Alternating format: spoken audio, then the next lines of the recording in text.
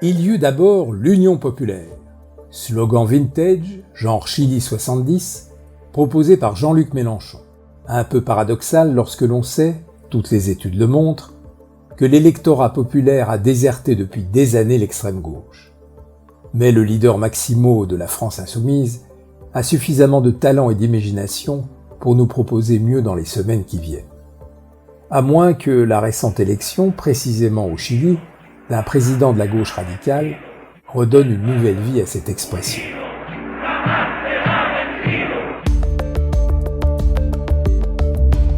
En réalité, le premier slogan de cette campagne 2022 à m'avoir fait vibrer l'oreille, c'est celui d'Arnaud Montebourg. La remontada de la France. Il fallait oser. Au risque de ne pas toucher les millions de gens qui ne connaissent pas forcément ce terme footballistique, voilà une expression plus percutante que ne l'aurait été faire remonter la France ou redresser la France. Le slogan utilise en effet une des règles formelles qui fonctionne très bien en termes de mémorisation. Avoir recours à un mot jamais ou très rarement utilisé.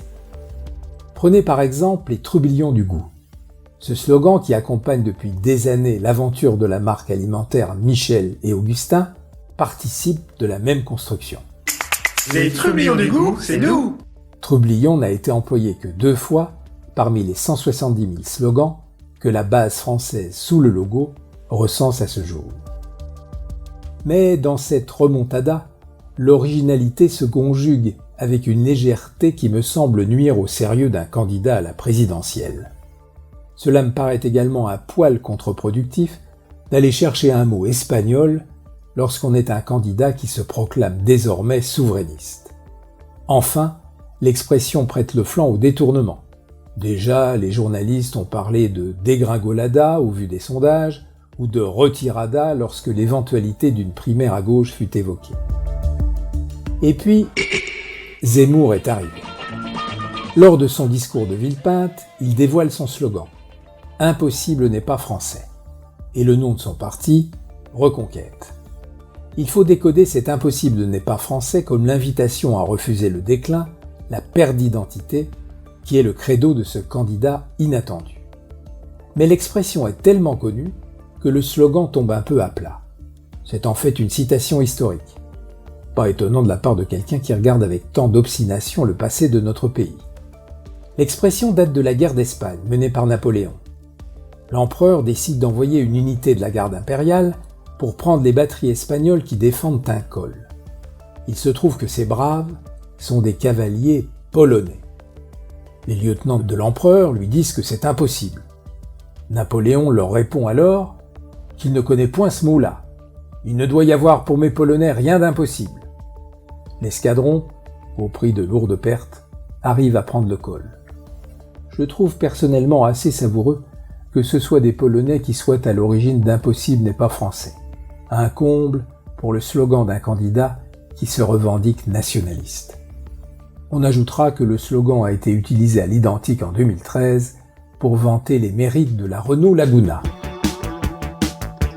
Ah, comme c'est difficile d'être un slogan original. Son adversaire principal, Marine Le Pen, nous a dévoilé en toute fin d'année sa trouvaille. Elle s'y est prise à 2 fois avant d'arrêter son slogan officiel. Mais cela valait le coup d'attendre. Elle tenta d'abord, par opportunisme, de rebondir sur les mesures de restriction liées au Covid, avec « liberté, liberté chérie » au pluriel. Puis elle revint sur des terres plus connues avec 2 slogans « Rendre leur argent aux Français » et « Rendre aux Français leur pays ».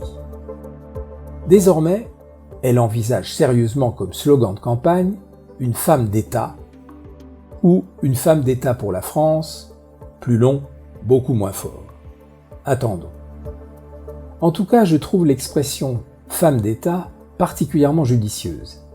Elle vise à asseoir la crédibilité d'une candidate qui en a perdu beaucoup lors de son duel face au président sortant. Regardez, ils sont là, ils sont dans les campagnes, dans les villes, je parlais de votre ils sont parti. sur les réseaux sociaux. Regardons la définition du dictionnaire. Femme d'État, femme politique ayant les qualités requises pour diriger effectivement un État.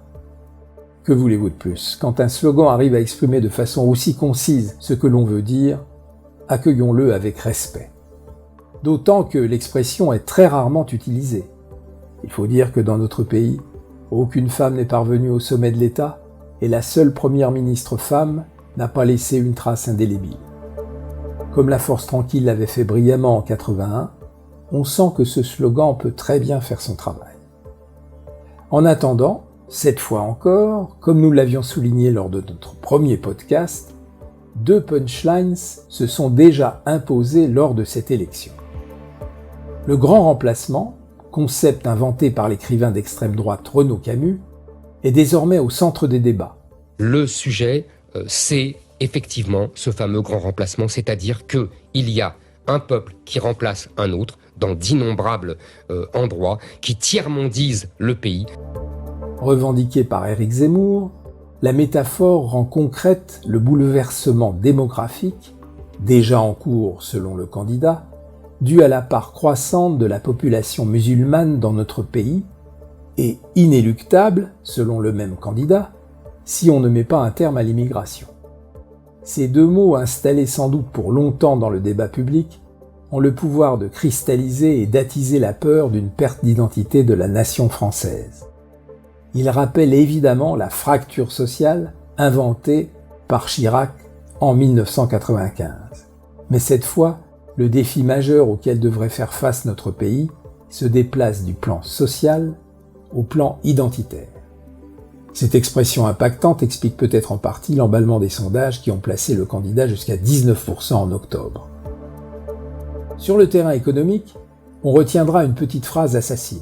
Ce qu'il faut dire, c'est qu'Emmanuel Macron a cramé la caisse. Utilisée par Valérie Pécresse, cette expression a d'ailleurs déjà été utilisée par Laurent Wauquiez à l'encontre d'Alain Juppé, alors maire de Bordeaux. Répétée à l'envi lors de ces débats télévisés, l'expression désigne moins les aides accordées par le gouvernement au plus fort de la pandémie que les chèques multiples accordés à différentes catégories professionnelles ou sociales ces derniers mois. Une partie de l'élection devrait se jouer d'ailleurs, selon moi, entre 2 petites phrases. Le « quoi qu'il en coûte » que le président, s'il est candidat, revendiquera, et qui résume une politique qui a objectivement sauvé l'économie française, et ce cramage de caisse qui alerte, non moins objectivement, sur les aides récentes, multiples, et donc électoralement suspectes.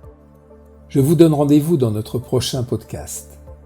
Nous découvrirons ensemble les derniers slogans des candidats.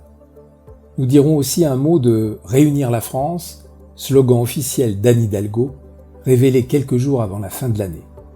En nous efforçant, comme toujours, de ne juger que les slogans et non pas la qualité des candidats que chacun d'entre nous est libre d'apprécier à sa guise. Si vous voulez suivre mon journal de campagne et ne rater aucun épisode, pensez à vous abonner. Au revoir.